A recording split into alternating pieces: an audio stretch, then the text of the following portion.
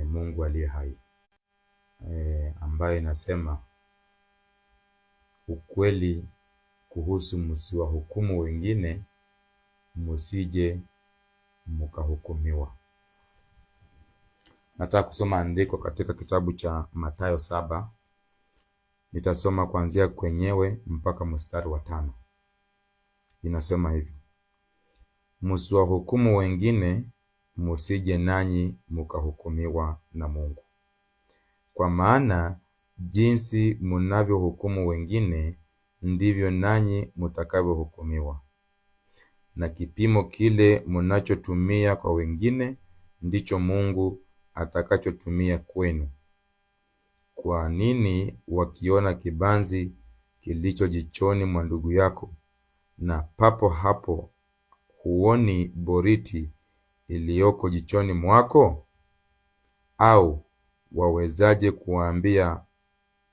kumwambia ndugu yako, ndugu, ngoja nikuondolee kibanzi jichoni mwako, wakati wewe mwenyewe unayo boriti jichoni mwako? Mnafiki wewe, ondoa kwanza boriti iliyoko jichoni mwako, na hapo ndipo utaona sawasawa kiasi cha kuweza kuondoa kibanzi kilicho jichoni mwa ndugu wako. Bwana Yesu asifiwe sana. Nashukuru sana kwa sababu ya hii mada ambayo inazungumzia ukweli kuhusu msiwahukumu wengine, msije mkahukumiwa. Nafurahia kwa sababu ya kitu kimoja: watu wengi katika hii dunia wametumia mstari huu vibaya. Walio ndani ya kanisa wengine, na wengine walio nje ya kanisa. Mstari huu umetumia kuweza kuficha dhambi.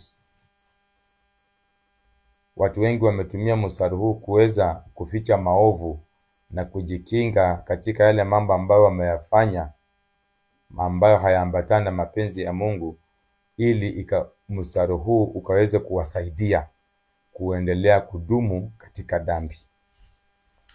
Lakini uzuri ya kwamba kila mtu ameitwa na Mungu na akapewa karama tofauti na jinsi ya kuitenda. Mimi nakuja kwenu na huu mstari ya kwamba ukweli kuhusu msiwahukumu wengine, msije mkahukumiwa, ni mstari, ni neno la Mungu mzuri kabisa, na ni la ukweli 100%. Lakini changamoto ambayo tumepatana huu mstari ni ufunuo. Cha pili ni watu kutumia huu mstari kujifariji kuendelea kudumu katika dhambi. Watu wagani? Walio ndani ya Kristo na walie nje ya Kristo. Wametumia mstari huu kutishia wale ambao wanasimama katika pengo la ukweli wasiendelee kuzungumza ukweli. Hiyo ni jambo la kwanza nimeona watu wakitumia huu mstari kutishia wengine. Wanatumia huu mstari kuhukumu wengine wasiendelee kutenda ukweli, wasiendelee kusimama katika pengo la ukweli. Changamoto kubwa ambayo tumeipata katika neno la Mungu.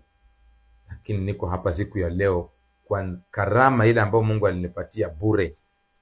Hakuna kitu nimelipia ili nikawe mwinjilisti. Hakuna kitu nimelipia nikawe mhubiri. Hakuna kitu nimefanya na bidii na nguvu yangu kibinadamu ili Mungu aniite kuwa mtumishi wake. Hapana.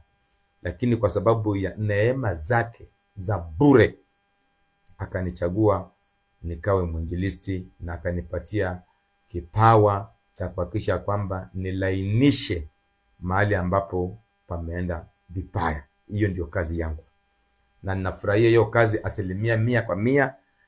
Hakuna siku ninajuta, hakuna siku ninajihurumia, na sijali mtu yoyote, sijali cheo chochote, sijali hali yoyote, muradi nikasimame katika ukweli na kueleza kulingana na vile Mungu anataka na isalie hivyo.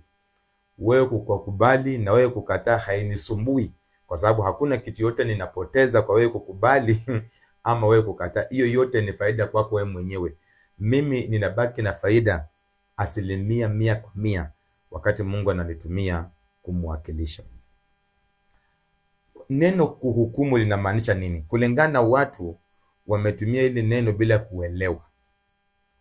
Wakati Mungu alisema kwamba msiwahukumu wengine nanyi msije mkahukumiwa, alikuwa anamaanisha nini? Tuanzie pale. Unajua, kuhukumu ni mtu kuona mtu akiwa katika hali mzuri ama hali mbaya kulingana na binadamu, na kuanza kutoa maamuzi kwa ule mtu kulingana na mambo fulani ambayo ameyafanya kulingana na mwanadamu, ukaona kwamba huyu mtu ametenda ile jambo baya, hukumu yake anafaa kukufa, hukumu yake anafaa kufungwa jela, hukumu yake anafaa kupigwa mawe afe, hukumu yake mtu huyu anafaa kuchomwa, kuuawa. Hiyo sasa ndio hukumu. Wewe umeshamaliza kutoa ripoti ya mwisho ya huyo mtu vile anafaa kufanywa. Lakini hapa ni tofauti na ufunuo wa Mungu. Msije mkawahukumu, usije ukafanya hivyo ukatoa ripoti ya mwisho, kwa sababu kitu cha kwanza, wewe sio Mungu. Hiyo ni kitu ya kwanza. Kitu ya pili, Mungu hajapatia mtu nafasi ya kuhukumu mtu kwa kumchekelea, kwa unafiki. Kwa mfano, wacha nitoe mfano kwa Biblia. Mwanamke mzinzi aliyeletwa mbele ya Yesu, na waliomleta mnawajua, waliokuwa ndani ya kanisa na waliokuwa nje ya kanisa, walimleta mwanamke huyu mbele ya Yesu, wakamhukumu. Haswa wale waliokuwa ndani ya kanisa walitumia maandiko, walikuja kwanza na maandiko, wakasema ya kwamba kulingana na sheria ya Musa, mtu yoyote ambaye anapatikana katika uzinzi anafaa kupigwa mawe na afe. Walikuwa wameshatoa hukumu ya kwamba mwanamke huyu mzinzi hafai kuishi. Hukumu yao ilikuwa ya unafiki, hukumu yao ilikuwa ya ukora, hukumu yao ilikuwa imejaa uganga ndani, haikukuwako na nia safi. Hukumu yao ilikuwa potovu. Yesu akawaangalia. Nafurahia sana baada ya Yesu kugundua kwamba hukumu ya hao watu ni feki, hukumu ya hao watu imejaa unafiki, hukumu ya hao watu haikuji kusaidia mwanamke, na wenyewe pia wako ndani ya hiyo hukumu. Yesu akamwambia, kama wewe haujawahi tenda dhambi yoyote, wachana na uzinzi, haujawahi tenda dhambi yoyote, wachana na mambo ya dhambi ya kusema kwamba kulingana na sheria ya Musa ukipatikana kwa uzinzi upigwe mawe, wachana hiyo sheria. Swali moja lenye Yesu aliuliza, kama wewe tangu uzaliwe haujawahi tenda dhambi, ukuwe wa kwanza. Kwanza Yesu alipatiana mwelekeo mzuri, ukuwe wa kwanza kuchukua mawe kumpiga huyu mwanamke mpaka kukufa. Katika mahali pale palikuwa na vijana, palikuwa na watoto, palikuwa na wazee, kila rika ya watu ilikuwa mahali pale. Hakuna hata mmoja aliyechukua jiwe akapiga huyo mwanamke. Walianza kuondoka mmoja baada ya mmoja, kwa sababu hukumu yao ilikuwa ni hukumu ya unafiki, hukumu ambayo imejaa ukora.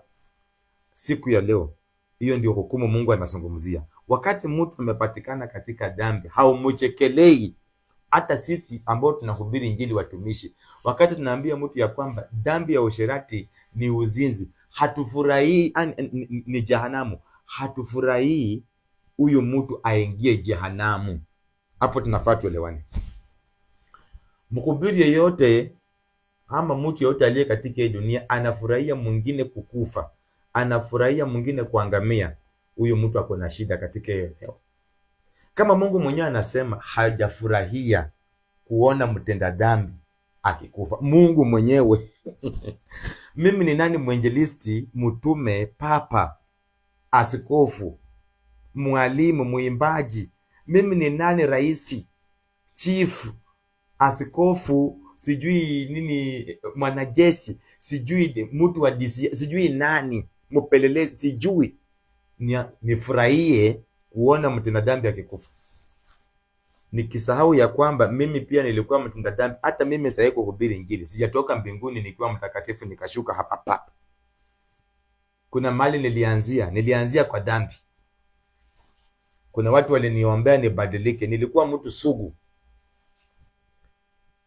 Kuna watu walitaka nife, kuna wale walionilaani, lakini kuna wale ambao walisimama kwa pengo la kimungu wakasema kwamba huyu mtumishi hafai kufa, huyu mtu anafaa ishi ashuhudie nguvu za Mungu. Niko hapa saa hii nashuhudia hizo nguvu bwana. Ai, ingine nao ni tamu. Ai nataka niongeze hiki kitu tena, niseme hivi: hakuna kitu kitamu, hakuna kitu kizuri, hakuna kitu kinashinda injili ya Yesu Kristo dunia mzima. Na kuambia hata uende wapi utakuwa umedanganywa. Musa aliamua kutoka katika ikulu, katoka katika palace ya Farao aje atezeke na watoto wa Mungu kwa muda mfupi. Ai bwana, wewe unajua mahali Musa alitoka? Kwa palace. Wewe unajua palace ni nini? Mahali ambapo mfalme anakaa. Ai, msiwahukumu. Mtu akiwa katika dhambi, muambie hii dhambi ambayo anafanya madhara yake ni haya, lakini usifurahie. Ambia timu hizi, ukiiba ni jehanamu, msharati jehanamu, muongo jehanamu, lakini usifurahie. Shida ni hapa moja, usifurahie uone huyu mtu anaingia jehanamu. Sasa ikawe ndio unabii yako, ikawe ndio sifa yako, ikawe sasa ndio ushuhuda wenye utakuwa ukitembea ukisema niliwaambia, nilisema. Hapana wapendwa, hapo tunakosa. Mtu anapokuwa katika dhambi, hata kama alikuwa katika Kristo, ameokoka, amejipata katika dhambi, kitu cha kwanza ule mtu aelezwe ile dhambi, aambiwe ni makosa. Ingawaje wengi wetu hatutaki kuambiwa ni makosa, tunapoambiwa tunasimama na huo mstari ya kwamba msiwahukumu wengine nanyi msije mkahukumiwa. Wakati mtu ametenda dhambi na hataki ukweli wa ile dhambi, kusema ukweli, walio ndani ya Kristo na hata walio nje, hapo ndio wamekuwa wakitumia ule mstari. Ukiwaambia wanakuja kukutishia. Mimi hamwezi mkanitishia, mimi nakwambia ukweli. Tafuta mtu mwingine, lakini sio mimi. Mimi kazi yangu ni kusimama katika ukweli. Sihubiri injili ya kwamba kile ambacho kimenishinda mimi sifanyi, sitawaambia. Mimi nikiwa mwizi, kusema ukweli, lazima nihubiri tu dhambi ya kwamba wizi ni mbaya. Mimi sio ule mhubiri ya kwamba usherati ukiwa umenishinda ama uzinzi ama uongo, sasa siwezi kusimama na kuhubiria wengine kwa sababu hiyo kitu imenishinda mimi ama imenilemea. Hapana, mimi lazima nikuhubirie. Hiyo ndio kazi yangu. Mungu hakunituma kwamba nikuje nihubiri vile vitu ambao nimeshinda, vile ambao mimi ninaweza. Hapana. Mimi sikuagizwa hivyo. Niliambia niende duniani kote nihubirie watu injili ya Yesu Kristo. Hata kama mimi nimekuwa uchoyo unanisumbua, siwezi kukwepa kipengele cha uchoyo sasa nianze kuhubiri kingine. Hiyo sio kazi yangu. Msiwahukumu wengine imekuwa ni kitu ambacho wengi wamejificha ndani. Waliookoka, mtu anapofanya makosa, kusema ukweli, anakuja na ule mstari ili asiulizwe maswali, ili asiendelee kuambiwa ya kwamba chenye amefanya ni makosa. Anatumia ule mstari kuziba ukweli, watu walio ndani ya Kristo na hata walio nje. Sasa mwenye ulikuwa umeleta ule ujumbe, unafika mahali unakuwa na uoga, unaaibika.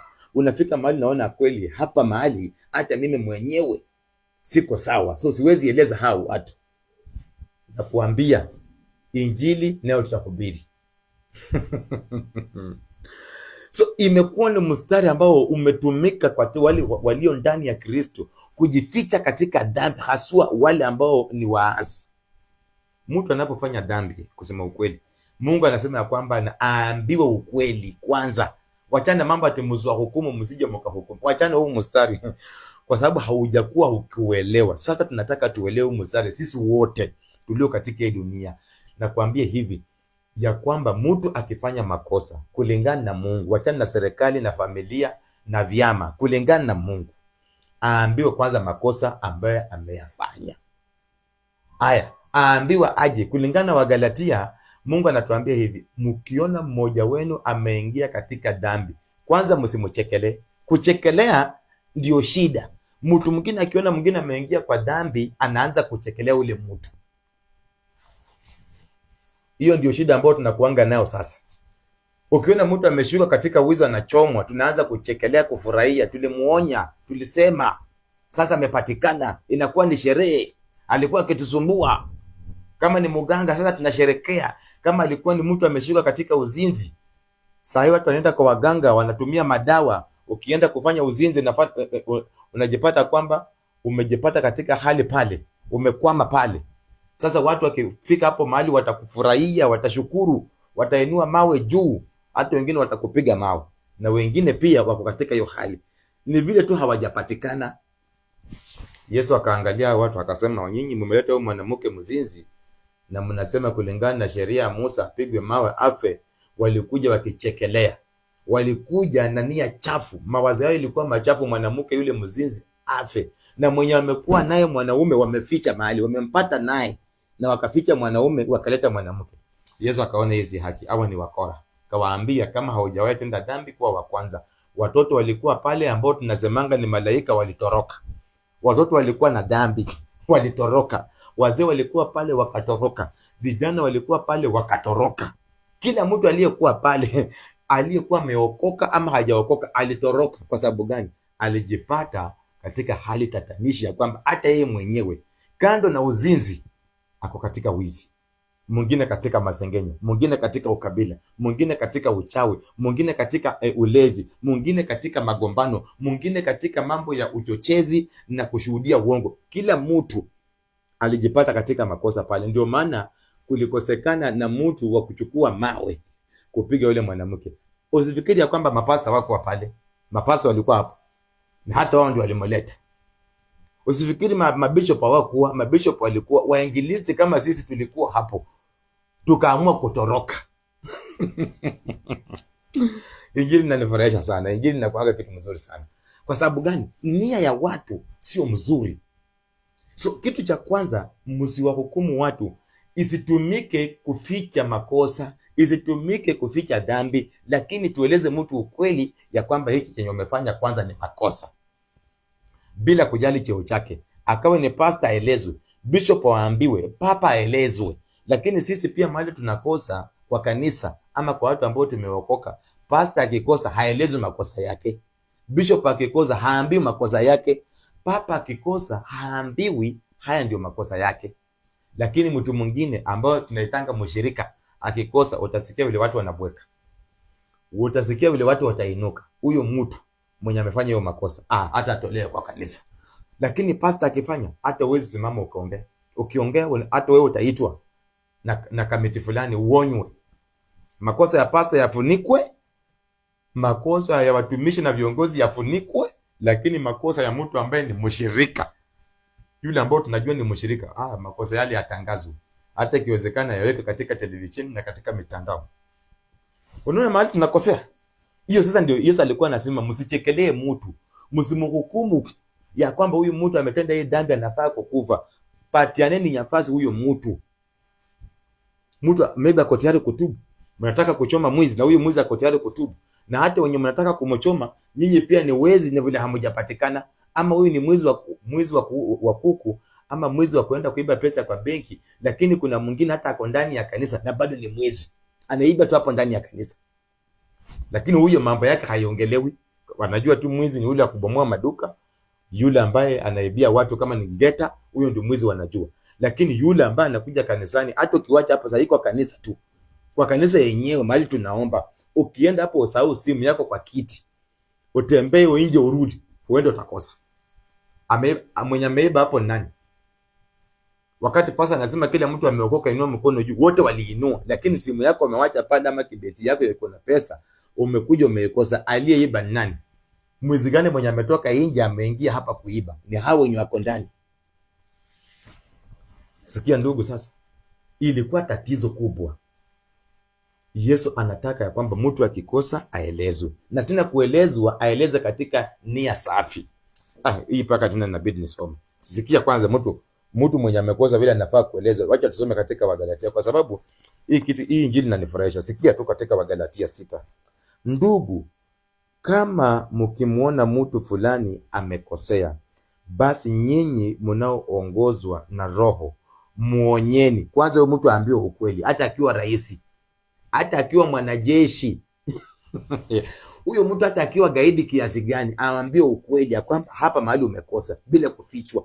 Akiwa mimi mwinjilisti, niambiwe, msikuje kunifunika dhambi, msikuje kunifariji katika dhambi, msikuje mkasema huyu jamani mwinjilisti ameombea watu, amehubiri injili dunia mzima, huyu asiambiwe makosa yake. Bwana, hapo mtakuwa mnaniharibu, hapo mtakuwa mnakosa hapo.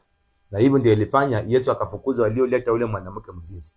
Walikuja kuanza kufunika yule mwingine mwenye amepatikana, wakaanza kubwekea huyu. Yesu anasema muonyeni mtu huyo ajirekebishe. Kitu ya kwanza, kila mtu aeleze makosa. Akuwe mzazi, awaambie tu kwamba hapa mzazi, haini makosa umefanya. Kila mtu aliye katika hii dunia, bila kuangalia cheo chake, bila kuangalia standard yoyote yake, aambiwe makosa. So, wanajeshi mtaambiwa makosa yenu, mapolisi makosa yenu mnafaa tu muambiwe. Rais, watu, wanasiasa, madaktari, wahubiri wa injili, kila mtu aliye katika hii dunia anafaa kuelezwa makosa yake. So kama uko hapo unafikiria kwamba ati wewe ni rais hautaelezwa, wewe ni mwanajeshi hautaeleza, tuko hapa tutakueleza makosa yako. Mimi nakwambia ukweli. Kama kuna watu walikuwa wanaogopa kueleza rais ukweli, kueleza wanajeshi ukweli, sasa tumepatikana. Sisi tutakuambia tu ukweli ya kwamba hapa mwanajeshi umefanya makosa, hapa rais umefanya makosa, hapa bishop, hapa papa, we mtume, we mchungaji, hapo umekosea. Kila mtu aelezwe makosa yake bila ubaguzi na kwa ukweli. Haya, Yesu akasema hivi, ndugu, kama mkimuona mtu fulani amekosea, basi nyinyi mnaoongozwa na Roho muonyeni mtu huyo ajirekebishe, lakini fanyeni hivyo kwa upole, mkiwa na tahadhari, nanyi wenyewe msije mkajaribiwa katika haya makosa. Pia njia ya kurekebisha mtu hapo, pia Yesu anatuonya. Kuna vile tunaweza rekebisha mtu, lakini katika njia ambayo ni potofu. Ndio mtu amepatikana na makosa, lakini jinsi ya vile tunamrekebisha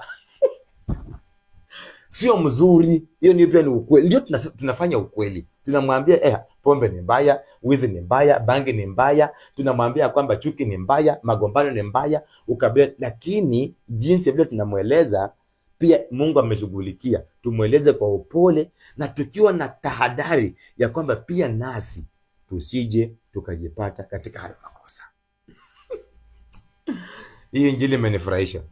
So wakati Mungu anasema msiwahukumu, tena anamaanisha ya kwamba mtu anapopatikana hata kama ni kwa wizi ama kwa uzinzi, usitoke tu kwa kwamba huyu mtu auawe akatwe. Hapana, pea huyu mtu nafasi ya kutubu, kwa sababu mtu huyu unaweza kumuona leo katika uzinzi, ukamchekelea, ukamhubiria wazinzi wataenda jehanamu, na unataka huyu, wewe lengo lako mhubiri, unataka tu mtu aende jehanamu. Haumwazii hata abadilike, haumwazii mtu awachane na mambo mabaya ambayo anayafanya, akuje hata aungane pamoja na wewe mhubiri injili. Hauwazi hivyo. Chenye unawaza, unataka kuona amepigwa risasi, huyu mtu ameuawa kwa mawe, huyo mtu ameenda mahali fulani, yani amefanywa jambo lingine baya. Sasa ndio kwa ushuhuda ya kufurahia. Wapendwa, hapo tunakosa. Hiyo ndio kitu Yesu alisema kwamba mtu yule anaweza kubadilika. Mtu ambao unaona leo ni mbaya, kesho huyo mtu anaweza badilika na akawa mzuri na akadumu katika uzuri siku zote, na Yesu akampata akiwa mzuri, na ule mtu akaingia mbinguni. Yesu mwenyewe akasema ya kwamba na siku ya mwisho waliokuwa mbele wasipokaa macho watarudi nyuma. So mhubiri, usione kwamba wakati umeokoka utaingia mbinguni. Bwana, walisema ya kwamba watakaovumilia mpaka siku ya mwisho, hao ndio watakaoona mbingu. So ukiwa katika hii dunia, ngoja mpaka siku ya mwisho utakuwa umedumisha wokovu. Ndio unaona kuna watu waliokoka wakapiga injili, lakini saa hii waliwachana injili. Lakini ukiwaangalia vile waliookoka, ile injili walihubiri. Ndio unaona pale ule jamaa mwingine mwenye ako pale Tanzania anaitwa Mwandamu, amesumbua watu pale. Ukiangalia klipu zake za kwanza, alihubiri habari za Yesu, akisema Yesu ni mwokozi. Sasa anasema ya kwamba Yesu hayupo, Yesu ni mjinga, Yesu ni mafi. Unaona? So kwanza haimaanishi kwamba utamaliza vizuri. Unafaa ukuwe makini. Ndio maana Yesu anatuambia kwamba jitahadhari na wewe usije ukapatikana katika hayo makosa. Mtu ambaye unaona leo ni mganga anaweza okoka kesho na akahubiri injili. Aliyeamini, mtu kama Paulo anaweza okoka. Alikuwa anaingia kwa kanisa kukata watu na kuwaua. Aliyeamini, mtu kama Paulo anaweza okoka akuja kuhubiria watu injili, watu watubu, watu wamfuate Yesu, hata akubiri kuliko mitume, akubiri hata kuliko manabii na nini, wanafunzi wa Yesu. Aliyekuwa naamini alikuwa nani? Kila mtu alikuwa. Hata wakati Paulo alipookoka akaenda kujiunga na mitume walikataa. Barnabas, mmoja wa mitume, ndiye alisimama akasema huyu ndugu alikuwa muuaji, lakini saa hii huyu ndugu ni mhubiri wa Kristo, tumkubali. Ndio wakamkubali, wakamuingiza katika kikundi. Waliokuwa wameokoka hata walikataa Paulo asijiunge nao. Wao nasikia maneno. Waliokuwa wameokoka wenyewe walikataa. Wapendwa, tafadhali, jinsi ya vile tunashughulikia mtu akiwa amekosa tuangalie. Cha pili, pia mtu akipatikana kwa makosa ni furaha yako. Hiyo ndio furaha yako sasa, yenye utatembea ukifurahia. Tulimuonya kama huyo mtu alikuwa mwizi, itakuwa ni furaha yako wakati huyo mtu amepigwa sasa amekufa. Hiyo ndio furaha yako. Mungu mwenyewe anasema hataki mtenda dhambi yoyote akufe. Kwa nini wewe unafurahia wakati unaona mtu mtenda dhambi unataka akufe? Wewe unasahau ya kwamba hata wewe ulikuwa mtenda dhambi. Hakuna mtu alikuwa mtakatifu. Sisi sote ambao tunahubiri injili, hakuna mtakatifu hata mmoja aliyekuwa hivyo. Tulitoka katika tumbo za mama yetu tukiwa na dhambi, tukatakaswa na Yesu bure. Hakuna kitu tulilipia. Usikuje kusema kwamba ni maombi yako ni kuomba na kufunga ni ukora. Usikuje kusema nilizaliwa katika familia ya utumishi. Hiyo yote ni ukora. Yesu akatuita bure. Mpendwa, ukiona mtu ameanguka, ukiona mtu ameteleza, alikuwa katika njia, tafadhali isikuwe ni ushuhuda wa kuchekelea ule mtu. Omba, ambia Mungu huyu mtu amrudishe katika njia yake. Ule mtu arudi mahali alikuwa akihubiri injili akisonga. Lakini wengine wetu inakuanga ni kuhukumu, ni kusema huyu mtu jehanamu direct. Ni furaha yetu. Wapendwa, hapo tunakosea. So siku ya leo ndio Mungu alikuwa anazungumza, msiwahukumu watu. Hao watu ambao tunasema wataenda jehanamu leo, tunataka waende, tunawachekelea. Mtu amefutwa kazi unamchekelea. Mtu amekuwa mgonjwa unasema ni dhambi zake. Ndio, anaweza kuwa ni dhambi zake, lakini ni faida gani yenye unapata wakati huyo mtu anakufa? Yesu alienda mahali kuhubiri injili, watu wakakataa katika hiyo eneo. Wanafunzi wakasema tuite moto au watu wachome wakufe. Yesu akasema wajinga nyinyi, au watu wakikufa tutahubiria wakina nani? Injili itakuwa imeishia pale. Na cha pili, hata nyinyi mjue kwamba wakati niliwaita hamkuwa watakatifu. Mlikuja mkiwa na dhambi nikawatakaza. Sasa hii msione kwamba nyinyi vile mmetakaswa, msione wengine kuwa mavi na kuona kwamba wanafaa kuangamia. Hata nyinyi mlifaa muangamie. Ni rehema zangu za bure. Watumishi wengi tumekosa sana, kusema ukweli. Watumishi wengine wengi dunia mzima tumehukumu watu. Tumefurahia watu wakiwa katika shida. Tumechekelea watu. Tumetembea na ushuhuda za watu wakiwa katika hali fulani ngumu, tukisema tuliwaonya. Tukisema hao watu wanafaa wakufe. Hao watu wamekuwa wagumu. Wapendwa, hata kama Mungu amekuambia kitu, Mungu akakuonyesha kwamba huyu mtu anafaa kubadilika, asipobadilika huyu mtu atakufa ama Mungu atamwadhibu. Imefika mahali Mungu anamwadhibu. Je, ni furaha yako? Wewe sio Mungu ambao unafaa kuwa unafurahia huyo mtu. Kama Mungu mwenyewe hafurahii hata anapoadhibu huyo mtu, Mungu mwenyewe hafurahii kuona mtenda dhambi akiangamia, wewe ni nani ufurahie kuona mtu ambaye ako katika dhambi akikufa? Basi utakuwa wewe sio mtumishi. Utumishi ni kutaka kwamba kila mtu aokolewe. Kama wewe kweli Mungu alikuita kuwa mtumishi, hauwezi kuwa na furaha ukiona vitu za Mungu zinaharibika alafu unafurahia pale. Hiyo ndio kitu mimi nimekataa. Sitaona kazi ya injili yoyote dunia mzima ikiharibika mimi nikiwa. Hapana, hiyo mimi nimekataa. Hata serikali zote zikusanyike, waganga wote wakusanyike, kila aina yote ya magaidi wakusanyike, siwezi kuruhusu injili ya Yesu Kristo iende ikiharibika nikiwa. Hiyo nayo nimekataa. Hiyo nani nakuhakikishia. Ndio maana niko hapa kuhakikisha kwamba msije mkachekelea watu walio katika dhambi, mkawaona ya kwamba wakufe, wale watu wateseke, lakini muwaombee hata wakiwa wametenda yale mambo mabaya, hata wakiwa waliwafanyia vitu vibaya. Sio jukumu lako kufika mahali kuchekelea huyo mtu. Wewe muombe, Mungu ambariki, amubadilishe, aje muungane pamoja naye, awe kama wewe. Mungu anasema sheria ya pili nini? Baada ya wewe kupenda Mungu na akili yako na nguvu yako na moyo wako, ni gani sheria ya pili? Penda mwenzako kama vile unajipenda. Mimi siwezi kutaka kwenda kwa moto jehanamu. Mimi siwezi kutaka ni uwawe kwa sababu niko kwa wizi ama kwa usharati ama kwa uzinzi. Ni uwawe kwa sababu ya ulevi, siwezi taka. Na kama vile mimi sitaki, hata siwezi taka yule mwingine afanywe hivyo. Hiyo ndio wokovu.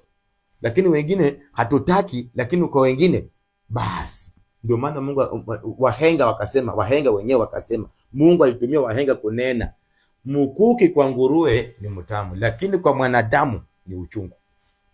Wewe sasa hivi unachekelea mtu akiwa anachoma pale ni mwizi. Lakini wewe ukipatikana waambiwa kwamba utachoma, utatubu dhambi. Hata utasema kwamba Bwana tafadhali mniruhusu niishi. Lakini mwingine akichoma akipigwa mawe unainua mikono, akufe. Wapenda, tuweze endelea katika injili ya ukora. Ndio maana Mungu alikuwa anasema msiwahukumu wengine. Patieni watu nafasi ya kutubu. Na pia nyinyi mjue kwamba hata pia nyinyi si watakatifu. Kuna vitu ambavyo mmepitia ndani. Ni vile tu hamujapatikana. So msione ya ule mwenye amepatikana mkaona sasa huyo ndio mbaya kuliko wewe mwenye yako iko katika giza. Iko katika imejificha, haujapatikana, haujakamatwa. Walioleta ule mwanamke mzinzi walitoroka wote. Nimekwambia mitume walikuwa hapo. Mapasta walikuwa hapo. Bishop walikuwa hapo. Papa mwenyewe, papa alikuwa hapo kwa wao watu walioleta yule mwanamke. Mwinjilisti kama mimi tulikuwa pale. Na wengine hata waimbaji, kila aina yote ya watu wa injili walikuwa pale. Lakini kulikosekana hata mmoja ambaye alinua mawe. Kwa sababu gani? Inafaa kuwa ni fundisho kwetu ya kwamba tafadhali tusikuwe watu wa kuhukumu wengine. Unaweza chekelea mtu saa hiyo hata umesimama, kesho wewe ndio utarudi katika pombe. Yule ambao unachekelea na kunywa pombe sana ndala kwa mitaro atakuja na kuhubiri injili.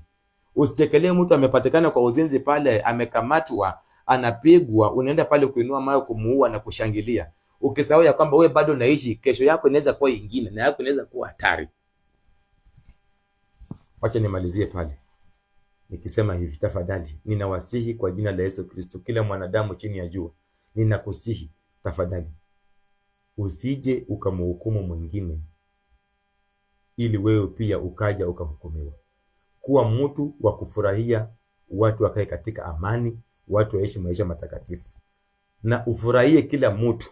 Kama vile Mungu alikuokoa, hata yule mwingine pia muwazie mema, ataokolewa na Mungu na atakuja kujiunga na wewe ili mkafanye hii kazi ya Mungu na ikaendelee katika njia ambayo inastahili. So kuanzia leo tafadhali, mtu akipatikana katika makosa naye aambiwe. Hapo tumekubaliana. Na aambiwe kwa njia gani? Njia ya upole. Na pia wenye wanaambia huyo mtu wakuwe makini na wasije wakajipata katika hiyo dhambi. Mwenye kuambiwa asitoe vitisho vya kusema ya kwamba na msiwahukumu wengine, ili yale makosa ambayo amefanya watu wapuuzilie mbali, watu wasiyanene, watu wayafunike. Mwenye kupatikana kwa makosa pia naye asitumie huu muzitari kuficha dhambi yake. Hapo pia atakuwa anakosea. Hapo sasa tunaendelea mzuri. Na wale ambao pia watakuwa wanaonya watu, waonye watu katika njia mzuri. Na zaidi ya yote, sisi wote tulio katika hii dunia tuwazie wengine mema. Tusiwazie mtu yoyote kupotea na kuangamia, kwa sababu Mungu mwenyewe anasema hafurahii kuona mtenda dhambi akifariki, bali anafurahia akiona mtenda dhambi mmoja akiwa amegeuka na kufuata njia kamili ya ukweli. Ndio maana malaika wanafurahia wakati mtu mmoja tu anapookoka hapa chini ya jua. Malaika wanafurahia. Ni furaha kubwa kuona mtu aliyekuwa jambazi, mtu aliyekuwa msherati, mwizi, mlevi, mtu aliyekuwa gaidi mmoja akibadilika kushuhudia habari za Yesu. Ni furaha kuona mtu kama huyo, na tunafaa tuwe na tamanio la huyo mtu abadilike, aje akashuhudie ya kwamba Yesu ni mwokozi wa maisha yake. Wenye mnaendelea kufuatilia ujumbe, tuko na mitandao mitatu ujumbe huu unawekwa. Mtandao wa YouTube, channel ni Believe and Obey the Only True God. Channel yetu ya Facebook hapa ni Believe Obey. Channel yetu ya TikTok ni Believe and Obey Jesus Only. Wale ambao mmepata ujumbe, unapokubariki wacha ujumbe huu kapeane kwa mtu mwingine ili ukawe baraka kwake, naye pia peane kwa mwingine ili ukweli ukaendelee kusambaa. Ndio siku ya mwisho itakapofika kusikuwe na mtu yeyote atakayetoa sababu. Nataka niombee kila mmoja ambaye amepata ujumbe na hata yule ambaye atakupata baadaye, ya kwamba Mungu akubariki na ukaweze kutii Mungu, ukaweze kuamini Mungu, ukakaya maisha matakatifu, ukajiepushe na kila aina yote ya mambo machafu ambayo Mungu hapendi, naye Mungu atakutendea mambo makubwa ambayo yatakushangaza wewe pamoja na viumbe vyake. Mkawe na wakati mwema na Mungu awatende mema. Amina.